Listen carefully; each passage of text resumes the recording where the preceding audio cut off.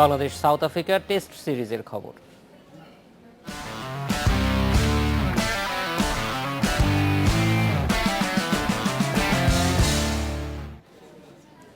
সিরিজের প্রথম টেস্টে কাল সাউথ আফ্রিকার মুখোমুখি হচ্ছে বাংলাদেশ। ওয়ানডে সিরিজের ধারাবাহিকতার টেস্টেও ধরে রাখতে চান বাংলাদেশ অধিনায়ক মুশফিকুর রহিম। অন্যদিকে টেস্ট ক্রিকেট বলে ঘুরে দাঁড়ানোর কথা বলেছে সাউথ আফ্রিকা অধিনায়ক হাশিম আমলা। জহুর আহমদ চৌধুরী স্টেডিয়ামে ম্যাচ শুরু হবে কাল সকাল 9টায়। এ বিষয়ে কথা বলতে চট্টগ্রাম থেকে আমাদের সঙ্গে যোগ দিচ্ছেন সহকর্মী সাইফুল মজুমদার। স্বাগত সাইফুল, প্রথমেই জানতে চাইব চট্টগ্রামের আবহাওয়ার অবস্থা কি, কালকে খেলার সম্ভাবনা কতটুকু?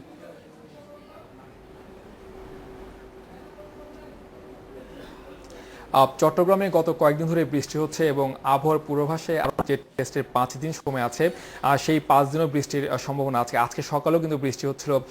আমরা দেখেছি যে ক্রিকেটাররা মাঠে অনুশীলন করতে পারেনি, তারা ইনডোরে তাদের যে অনুশীলন ছিল তারা সেটি সেরে নিয়েছে।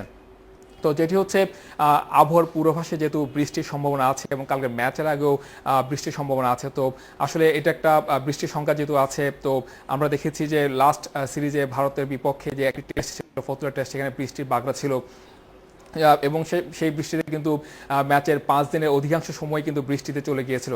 তো এবারও যদি সেটি হয় তাহলে সেটি আসলে দুঃখজনক হবে। তারপরও যেহেতু চট্টগ্রাম মাঠ অনেক আধুনিক মাঠ, বৃষ্টি যদি না হয় বা বৃষ্টি যদি হয়ও মাঠটি তৈরি করতে খুব একটা সময় লাগার কথা না, হয়তো 2-3 ঘন্টার মধ্যে মাঠ তৈরি করা সম্ভব। সাইফুল, বৃষ্টি তো একটা অবশ্যই এটা চোখ রাঙানি থাকবেই, কিন্তু এই সময়ে এটা ছাড়া উপায় নাই।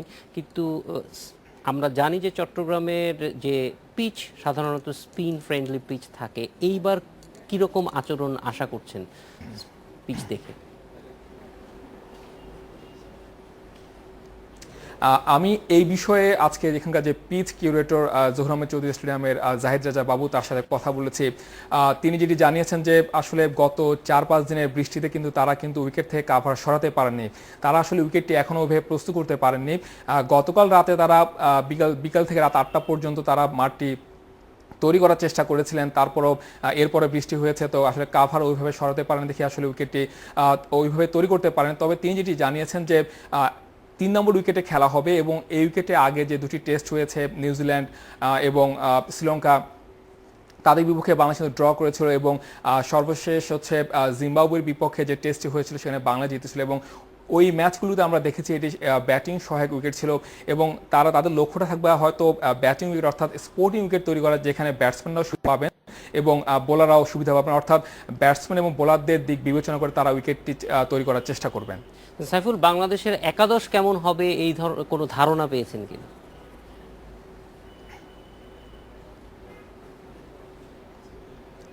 এটি একটি আসলে কঠিন প্রশ্ন। আমরা ক্যাপ্টেন মুশফিককেও বলে এই প্রশ্ন করেছিলাম এবং কোচ চান্ডিকা হাথুরু সিংহকেও প্রশ্ন করেছিলাম। তারা যেটি দুইজন আসলে দুই ধরনের কথা বলেছেন। এখন বৃষ্টি হচ্ছে, যদি আমরা ওয়েদার কন্ডিশন বিবেচনা করি সেক্ষেত্রে আসলে একাদশে 7 জন ব্যাটসম্যান প্লাস 4 জন বোলার থাকার কথা।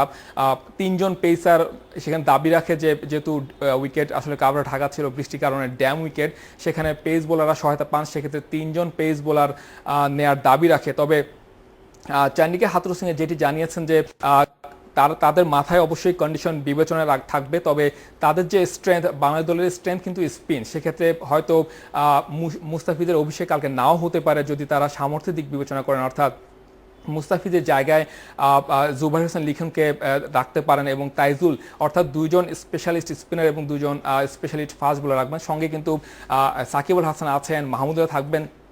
তো আসলে পরিস্থিতি নির্ভর করছে ম্যাচের আগের দিন, সেদিন সকালে যদি বৃষ্টি হয় এবং তারা যদি উইকেট দেখেন, উইকেট দেখে আসলে একাদশ নির্বাচন করবেন। তবে আসলে নিজেদের যে সামর্থ্য, অর্থাৎ যে স্পিন যে সামর্থ্য, সেই সামর্থ্যের দিকটি আসলে তারা বিবেচনা করার ইঙ্গিত দিয়েছেন। সাইফুল, অনেক ধন্যবাদ আমাদের সঙ্গে যোগ দেওয়ার জন্য।